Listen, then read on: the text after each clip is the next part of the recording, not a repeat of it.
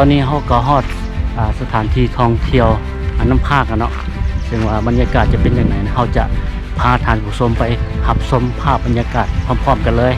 ไปเลย